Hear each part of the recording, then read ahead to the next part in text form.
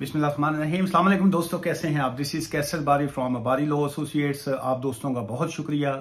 कुछ सवालात आप लोगों के आए हुए थे और मैं जल्दी से आपके 5-7 सवालों का जवाब दे दूंगा। जहन में रखिएगा, यहाँ पे मैं सिर्फ और सिर्फ आपको इन्फॉर्मेशन दे रहा हूँ। It's not a legal advice. आप अपनी सिचुएशन के मुताबिक अपॉइंटमेंट बुक करके आप प्रॉपर अपनी लीगल एडवाइस जो है वो ले सकते हैं जी। बहुत से दोस्तों ने ये अप्रिशिएट किया है, उनका मसूद खान साहब और ये बाकी जो है, इन्होंने कहा so far is the best guy. बहुत शुक्रिया आपका जी। अच्छा, I am on a skilled worker visa, I am looking for a switching one care home interview I passed but COS is delay. Why COS this much delay? Any idea? Home office है delaying. मैंने कल yesterday एक video की थी, hopefully आपने पूरी video देखी होगी और उसमें आपको अंदाजा हो चुका होगा कि जी के जो केयर होम के वीजाज हैं उसमें चाहे COS का इशू होना या उसके बाद जो COS मिलने के बाद आपने स्किल्ड वर्कर वीजा की एप्लीकेशन डाली है, चाहे वो प्रायोरिटी की है चाहे वो नॉर्मल है, उसमें नॉर्मल से ज्यादा इस वक्त टाइम लग रहा है। सो इसलिए आपके पास स्वाय वेट के अलावा कोई ऑप्शन नहीं है। सो इसलिए जितने हमारे क्लाइंट्स हैं या किसी के भी क्लाइंट्स हैं आप, तो काइंडली आप को सिर्फ सब्र रखिए, इंतज़ार कीजिए। उसकी वजह यह है कि इसमें आपका कोई कसूर नहीं है, आपकी कोई गलती नहीं है, लेकिन यह है कि सिस्टम वहाँ पे बहुत से एप्लीकेशन ऐसी होती हैं, जैसे कोई असाइलम पे है तो उसकी वजह से उन्होंने उनकी फर्दर इन्वेस्टिगेशन करनी होती है, डॉक्यूमेंट्स चेक करने हैं। बहुत से केयर होम या बाकी जो उनका COS होता है, जिसको सर्टिफिकेट ऑफ स्पॉन्सरशिप कहते हैं, उन्होंने उसकी थोड़ा बहुत जांच पड़ताल करनी होती है, डॉक्यूमेंट्स चेक करने हैं। फिर आप स्टूडेंट वीजे पे थे या आप कौन से वीजे पे थे, और बाकी मतलब दोनों टाइप की जो सिचुएशंस है उसमें सिर्फ और सिर्फ डिले है। उसकी वजह सिर्फ और सिर्फ यह है कि एक तो फर्दर इन्वेस्टिगेशन और क्या ये जेन्युइन जॉब्स हैं, और एक मेरा अपना जाती पर्सनल ओपिनियन ये है कि चूंकि अब 1 अप्रैल स्प्रिंग के बाद जो है जो केयर होम के डिपेंडेंट वीजाज हैं, ऑब्वियसली वो पाबंदी लग चुकी है, आप अपने डिपेंडेंट्स को नहीं ला सकते हैं। सो एक पॉसिबिलिटी ये भी हो सकती है कि जो जेन्युइन लोग हैं शायद वही आए। सो इसके बारे में अभी कुछ नहीं कहा जा सकता, लेकिन बहरहाल डिले इसमें है, इसमें कोई शक नहीं जी। वेरी गुड इन्फॉर्मेशन जी, बहुत शुक्रिया आपका। सर जी, हमारा असाइलम इंटरव्यू मिस हो गया है। इंटरव्यू था और वकील नहीं बैठा, ना ही कोई इंटरव्यू आया, और अब आगे क्या होगा? ये तो आपने वो बात कर दी, अब तेरा क्या होगा कालिया। सो वो उसमें कहता है जी होगा अब मेरा क्या, अब जो होगा वो तो गब्बर सिंह ही करेगा। सो इसमें अब आपका अगर इंटरव्यू मिस हो गया है तो अब उसमें गब्बर सिंह ही फैसला करेंगे कि क्या है। लेकिन अब आपके लिए बेस्ट ऑप्शन यही है कि आप होम ऑफिस से रब्ता कीजिए और उनको बताइए कि जी कि आपका जो वो मिस हो गया था इंटरव्यू, उसकी रीजंस क्या आई हैं, ताकि वो आपकी न्यू अपॉइंटमेंट बुक करके आपको नया जो है वो इंटरव्यू की डेट दें। जहन में रखिएगा कि बहुत से केसेस में ऐसा हुआ है पिछले दिनों के कंप्लायंस ना होने की वजह से उन्होंने आपको रिफ्यूजल दे दिया है। उन्होंने कहा जी हमने आपका इंटरव्यू बुक किया था, आप नहीं आए या आपने हमें इन्फॉर्म नहीं किया। आगे आपकी जानिब से जवाब ये आता है कि जी हमने आपको ईमेल की थी, आपने रिप्लाई नहीं दिया। सो इसी कश्मकश में जो है वो अल्टीमेट जो सफर करना पड़ता है वो आप ही को करना पड़ता है, उनको कोई फर्क नहीं पड़ता। Anyways it's the best option for you कि एज सुन एज पॉसिबल उनसे रब्ता कीजिए और अपनी जो अपना इंटरव्यू है उसको अरेंज करवाइए जी आप। अच्छा, स्पाउस वीजा है, और जब आप ब्रिटिश पासपोर्ट मिल जाता है फिर आप डिवोर्स दे देते हैं, तो क्या आपका स्पाउस पासपोर्ट कैंसल्ड करवा सकता है? जी बिल्कुल करवा सकता है। उसकी वजह यह होती है कि आपको वीजा मिलता है स्पाउस की बेस के ऊपर। आपकी मोहतरमा ने, आपकी वाइफ ने या आपके हस्बैंड ने जो है आपका वीजा लगवाया, उन्होंने कहा कि जी मैं इनसे ये मेरे स्पाउस हैं, इनका आप वीजा इशू कीजिए। सो होम ऑफिस ने, एंट्री क्लियरेंस ऑफिसर ने, एम्बेसीज ने आपके डॉक्यूमेंट्स देखने के बाद, आपके स्पाउस की रिक्वेस्ट के बाद आपको वीजा इशू किया। अब आपका अगर रिलेशनशिप जो है वो ब्रेक हो गया है, आपका ताल्लुक खत्म हो गया है, तो उसमें कानूनी तौर पे, लीगली तौर पे ये आपके स्पाउस की ड्यूटी बनती है कि वो होम ऑफिस को इन्फॉर्म करें कि जी कि हमारा रिलेशनशिप जो है अब वो खत्म हो चुका है, और लिहाजा जो है वो मैरिज ब्रेकडाउन उसको कहा जाता है।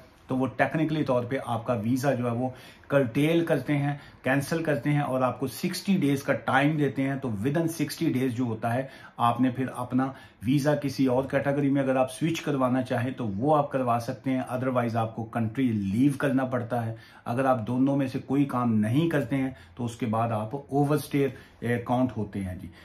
यू आर ग्रेट पर्सनैलिटी जी, क्या बात है जी, बहुत शुक्रिया आपका। What about a skilled worker who broad about visa 23,000 pounds. ये उन्होंने लिखा है जी कि अगर किसी ने स्किल्ड वर्कर वीजा जो है वो बाय किया हुआ है तो व्हाट अबाउट, अब आपने उनके बारे में पूछा है। जिन्होंने बाय किया उन्होंने भी क्रिमिनल ऑफेंस किया है, जिन्होंने बेचा उनका भी ये क्रिमिनल ऑफेंस है। So buying and selling visa, skilled worker visa, care home visa is a criminal offence. Nice किसी ने कहा जी, ये फराज साहब बहुत शुक्रिया आपका। Sir can I switch my student visa into dependent of a skilled worker by applying from the home country for entry clearance. जी बिल्कुल ऐसे ही है जी, एंड प्लीज अप्लाई आपने कहा, लें जी आपको रिप्लाई कर दिया। आप इस वक्त स्विच करना चाह रहे हैं स्टूडेंट वीजा तो dependent of a skilled worker जो है bye applying from home country, बिल्कुल उस पर कोई रिस्ट्रिक्शन नहीं है जी। आप बिल्कुल बैक होम जाइए और वहां से आप अप्लाई कर सकते हैं। बहुत से हमारे क्लाइंट्स यहाँ से हमसे रब्ता जब करते हैं तो हम उनका कंप्लीट पैकेज उनको तैयार करके उनकी एप्लीकेशन, उनकी सबमिशन, उनकी अपॉइंटमेंट एम्बेसी की सारा कुछ करके उनके हाथ में यहीं से पकड़ा देते हैं और वो अपना बैक होम जाके अपनी अपॉइंटमेंट जो है फिंगरप्रिंट्स की वो मुकम्मल करते हैं और हम उनको मुकम्मल बैकअप जो होता है एम्बेसी का और होम ऑफिस का वो कंप्लीट प्रोवाइड करते हैं जी। What if we have a Swedish work permit card instead of a visa, do we still need it. ये मुझे अब आपकी बात की समझ नहीं आई कि आपके पास स्वीडिश वर्क परमिट है तो आप यूके के हवाले से क्या आप पूछना चाह रहे हैं। अच्छा जी, ये एक और जल्दी से मैं 2-3 और सवाल ले लूँ। यूके इमिग्रेशन इज स्टार्टिंग, ये क्या जी आपने बड़ा क्रिटिसाइज सा किया है, सो उस पर मैं कमेंट्स नहीं करूंगा। आपने आगे कहा जी my spouse visa rejected twice again and again, now it's over. So सरकार it's up to you is why it's over, because the spouse visa rules are very clear. उसमें अगर आपसे कोई गलती हुई है या if you have applied wrong application, so इसमें it's nothing from home office side. आपने कहा जी कि UK immigration starting fool people, they are not making fool people. वहां पे जो इमिग्रेशन डिपार्टमेंट है उसका मैं दिखाता हूं कि वो कैसे काम करते हैं जी। ये उनका इमिग्रेशन डिपार्टमेंट वालों की ये एक कानून होता है, ये किताब होती है जिसके मुताबिक उन्होंने इस कानून के ऊपर अमल करना है। वो उनका आपसे पर्सनली तौर पे ना दोस्ती है ना आपसे कोई दुश्मनी है। स्पाउस वीजा के बड़े क्लियर से रूल्स हैं। आपकी 18,600 इनकम होनी चाहिए, आपके पास अकोमोडेशन होनी चाहिए, आपका जो पार्टनर है उसने इंग्लिश का लैंग्वेज का सर्टिफिकेट आपने पास करना है। अगर आप किसी थर्ड वर्ल्ड कंट्री से हैं आपने टीबी टेस्ट जो है वो लगाना है। ये 4-5 आप रिक्वायरमेंट प्लस आपका मैरिज सर्टिफिकेट, आपका रिलेशनशिप की एविडेंस, वो अगर आप सारी देंगे तो इसमें कोई वीजा की रिफ्यूजल्स नहीं आती। अगर आप उनको रिक्वायरमेंट उनकी है जी 18,600, आप उनको शो करवा रहे हैं जी 15,000, तो वो क्यों आपको वीजा देंगे। सो इसलिए ये ब्लेम होम ऑफिस पे करना या एम्बेसी के ऊपर करना जो है ये मैं समझता हूं जी कि ये ज्यादती है आपकी जानब से। सो अगर आप उनके कानून को फॉलो करेंगे तो उसमें कभी कोई इश्यूज नहीं आते जी। हमारे इसी चैनल पे या टिकटॉक या बाकी चैनल्स पे आप देखते हैं बहुत से लोग जिनका स्पाउस का वीजा लगता है वो मिठाइयां के डब्बे लेके आते हैं, वो आके भी यहाँ पे वीडियोस भी बनाते हैं। लेकिन हर बंदा वीडियो पे नहीं आ रहा होता, वो 20 में से कोई एक बंदा वीडियो पे आता है, बाकी कुछ लोग शाये होते हैं। लेकिन बहुत सी एप्लीकेशन जो होती हैं वो सक्सेसफुल होती हैं। सो आई डोंट नो कि आपको इतनी मरतबा रिजेक्शन जो है वो क्यों आई। अच्छा जी, और ये क्या है जी, ये उस्मान साहब ने कहा जी सर जी आप बहुत ज्यादा बोलते हैं, थोड़ा कम बोला करें। कि मैं थोड़े को केड़ा जो है बोलने के पैसे थोड़ी लेना, थोड़ा कम बोलना विजडम होता है और चुप करके वीडियो सुनना भी विजडम ही होता है जी। और यहाँ पे हमें बोलने के पैसे मिलने हैं और यहाँ पे भी यूट्यूब पे भी बोलने के पैसे मिलते हैं और कोर्ट्स में भी बोलने के पैसे मिलते हैं। सो वकील अगर बोलेगा नहीं तो उन्होंने कोई सुनेगा नहीं। सो इसलिए हमारा काम जो है वो बोलना होता है। और अब आपको बोलना जो है नहीं पसंद तो मैं अब आपका क्या कर सकता हूँ जी। So what is your fee depend कर रहा होता है जी कि किस केस की आप बात कर रहे हैं। लेकिन उसके लिए मेन यही है कि आप अपनी कंसल्टेशन बुक करके अपनी जो है वो प्रॉपर आप अपने केस के मुताबिक जो है वो एडवाइस ले सकते हैं जी।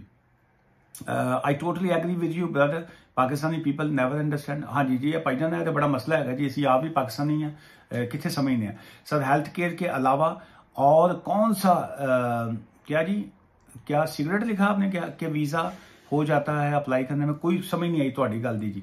अच्छा जी, नहीं है कि हम पाकिस्तानी बुरे हैं, अब गोरों को भी देखते हैं हमसे बात बुरे हैं। हाँ, ये इसमें कोई शक नहीं है जी, ये खाली पाकिस्तान नहीं है, इंडियंस की या बंगालियों की या गोरों की या स्पेनिश किसी की बात नहीं है। अच्छे और बुरे लोग जो हैं वो हर कम्युनिटी में, हर सोसाइटी में मौजूद है जी। नाइस पर्सन, और आपका बहुत शुक्रिया जी।